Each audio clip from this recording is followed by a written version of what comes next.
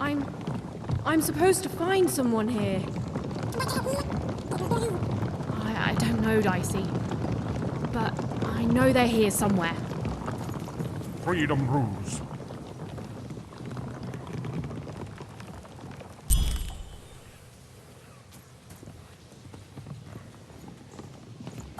Oh, she was almost there. Almost there. Hail, kind soul, and well met. I'm a lost traveler from a distant land. I seem to have taken a wrong turn on my quest and lost my adventurer's cap. You haven't seen it, have you? No? Oh, Cedric would know just what to say right now.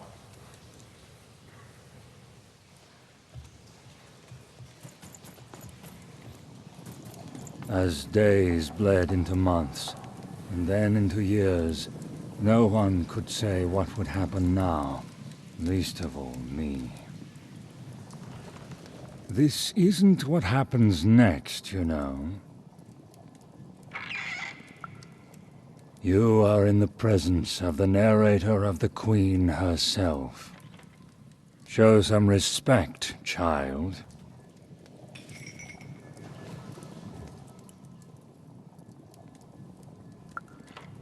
The Queen desires control. More than that, she desires not to be controlled. She reached a point where she thought I was controlling her. It would seem you're even more foolish than you look. We're narrators, child, not dictators. Ours is only to describe what happens. Stories take us places. All of us, even narrators. And my place, it would seem, is in prison, where I can narrate only myself. I could narrate volumes to you, child. But, like I said, that is not what happens next. Suffice it to say that when she was younger, the Queen, then just a princess, she was happy. We were happy. There was such promise in her, a spark ineffable. Tragedy, something unexpected. She tried to stop it, but it is a tale long forgotten, and best left that way. A narrator, we grow to reflect our subjects. I presume I was a nice narrator once, and she was a beautiful princess, inside and out. And then, well, you can narrate the rest of it yourself. As days bled into months, and then into years, no one could say what would happen now, least of all me.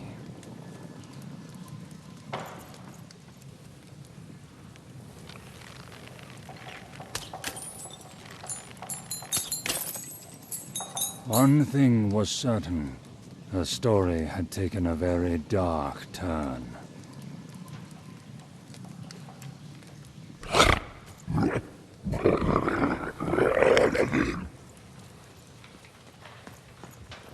This was not what was supposed to happen.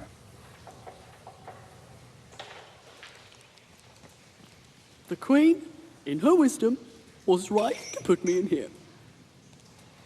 I did something wrong, whatever it was, and so I needed to be punished. She is good, and if I tell her that enough, one day she will let me out. She's good. She is good. She's good.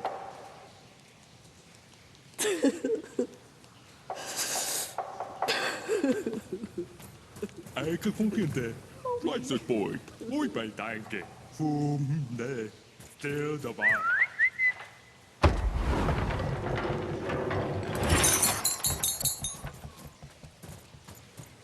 Evan's narrator was so close, she just had to keep looking. All this for a little super juice. Some part of Evan knew her narrator was close. I'll tell you it what was happened. a feeling that went I beyond was words. minding my business, And then Nanny Fortuna came and I accidentally spilled some super juice on her. That's it.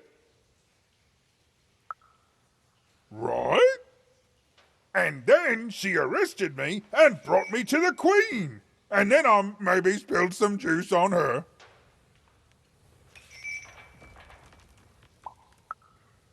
I was thirsty.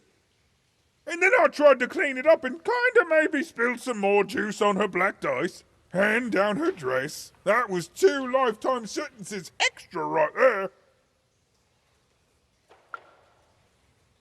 Pockets, mostly. Cheeks, too. Built into hidden reservoirs in me top, too. Something wrung out of my hair. I'm a juicy boy. I'm not going to apologize for that. Anyway, that's my story. Remember me, my only regret is that I ceaselessly spilled so much super juice on authoritarian state figures. More participanke, the boy, eh? A story to buy. Hello, the data boy.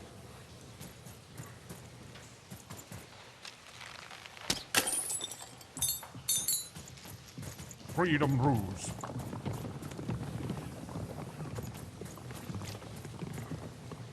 I did what I did for the rebellion. I regret none of it. The glorious rebellion of Four-Town against the Queen in the No-Dice War, of course. True, I was captured, but you cannot kill an idea. Forburg will be victorious. Villainy can never triumph. My beloved motherland, tell me, how fares Four-Town? Do the valiant and true still call it home?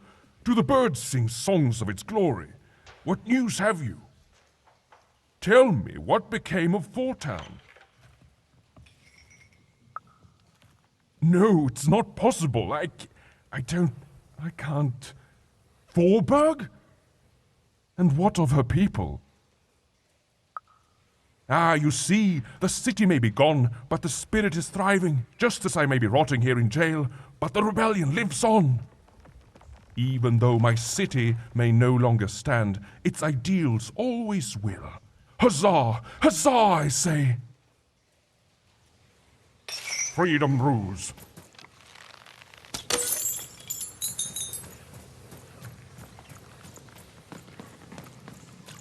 As days bled into months, and then into years, no one could say what would happen now, least of all me.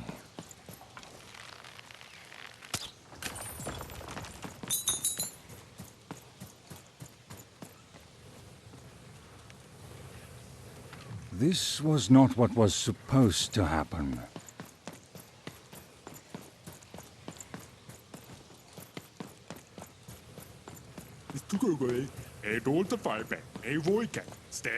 One thing was certain. The story had taken a very dark turn.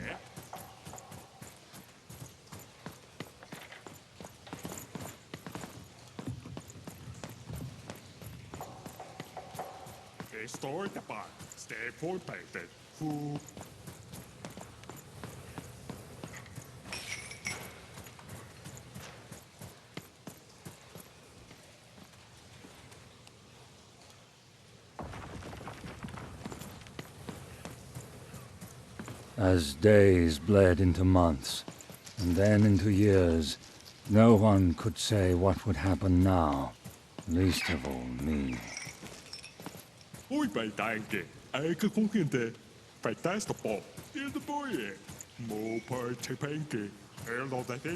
Freedom rules. One thing was certain. The story had taken a very dark turn.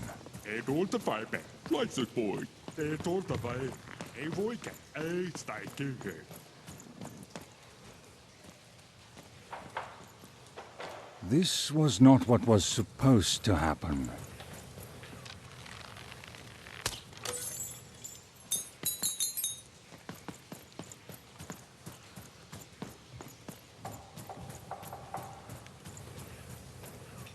Even and her narrator were almost reunited. She was so close. She was so dramatically close. Hello, Even. Do you remember me? For I remember you. And yet you're the one who approached me. You're probably wondering why I'm here and not out there, picking my teeth with the bones of the disobedient. I suppose it makes no difference to tell you. The Queen hired me all those years ago to kill that meddlesome King of Freedom and to start their war. Oh, I was paid, but I would have done it for free. The Queen wanted to ensure his children would tear each other apart in the years and decades to come. And they did. I gave the Queen her endless war. I did brilliant work. Oh, but she played even me, you see. She promised me the people would fear the Shadow Man beyond reason. But they didn't. My rule was kept secret. And instead, they grew to fear war, their own deaths. And when I finally had enough, when I finally threatened to reveal the truth to everyone, well, here I am. Oh, I don't think I will. Don't you know that a good story never dies, little one? And every story needs a villain. I'll be out of here one day to live nastily ever after.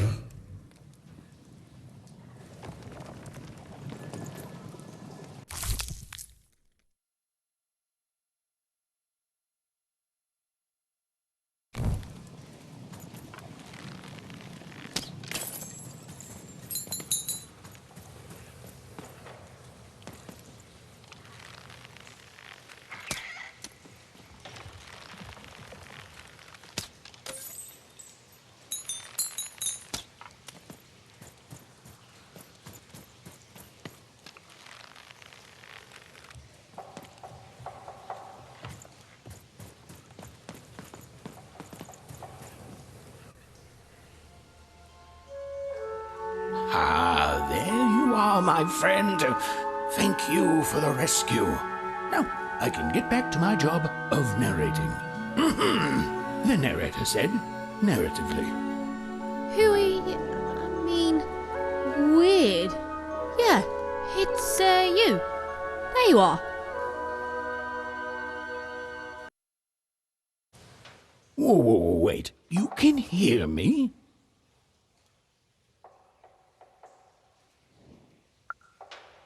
This is unprecedented. Oh, but that doesn't mean it's bad. Took the words right out of my mouth, little one. It was hard being alone. I felt like half a person, if that makes sense.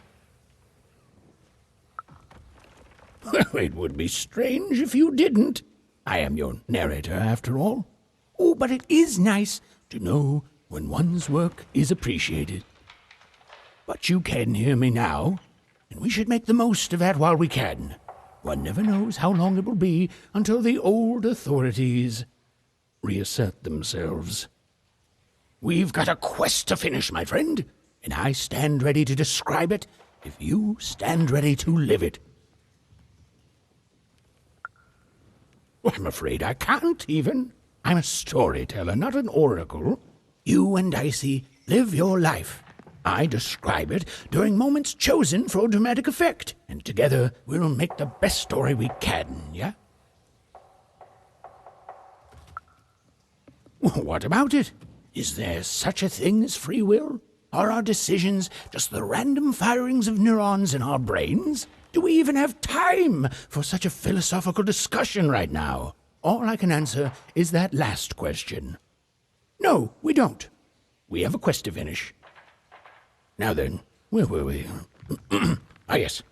A girl, her dice, and her narrator were reunited at last. Behind them, the wreckage of all that had stood in their way. Ahead of them, the Queen and her minions. Even squared her shoulders and strode forward toward her destiny. Oh, why, thank you.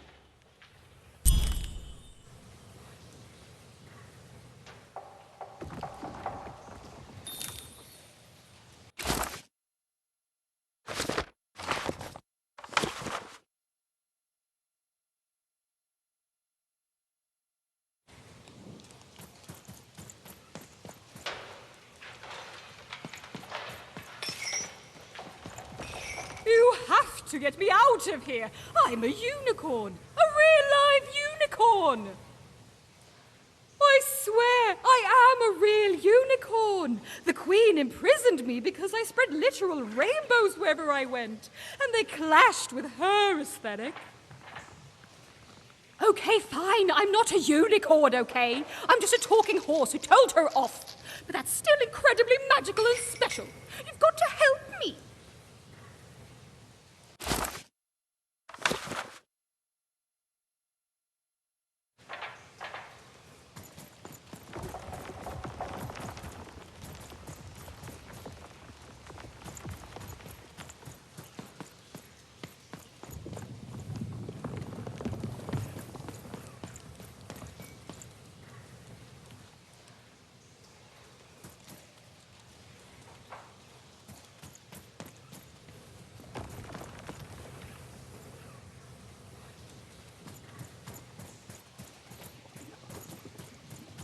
This used to be a beautiful palace, a place of learning, of magic, of...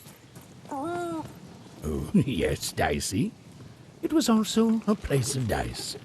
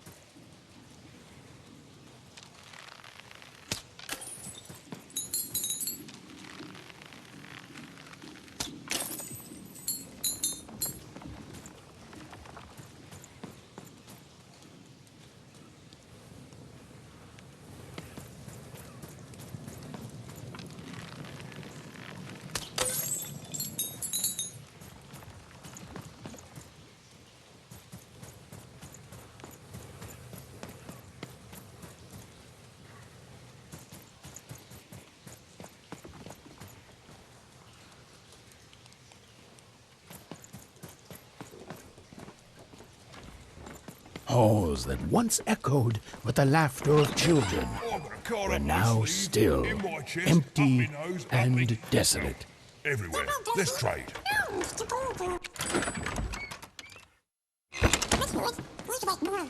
Oh, right. Except for Even and her amazing friend Dicey, who was...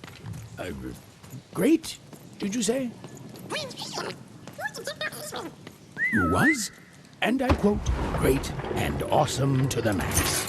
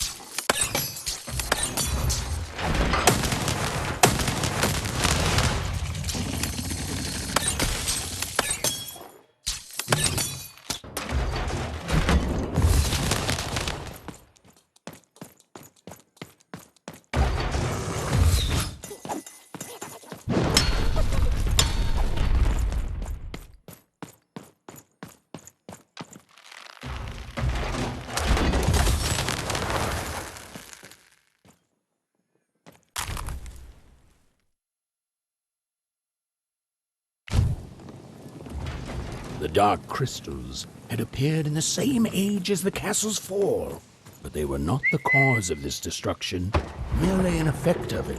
There was something much darker here. Way to creep us out, Mr. Narrator.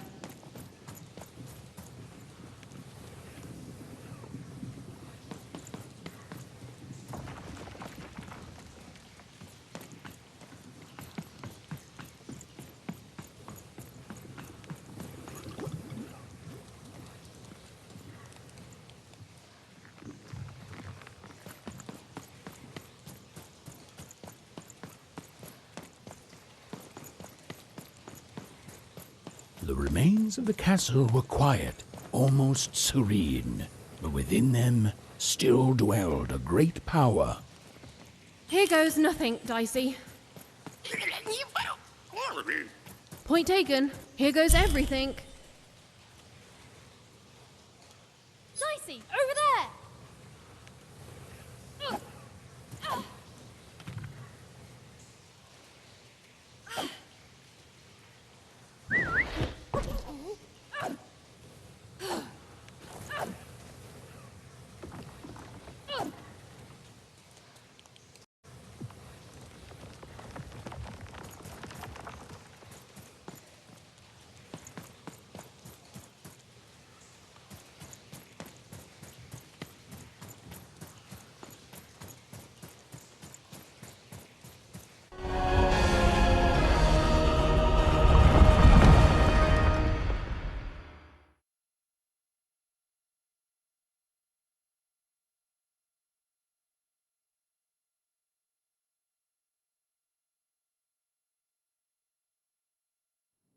Oh, look at this place. It is stunning, and it's been lived in recently. We're not alone here, Dicey.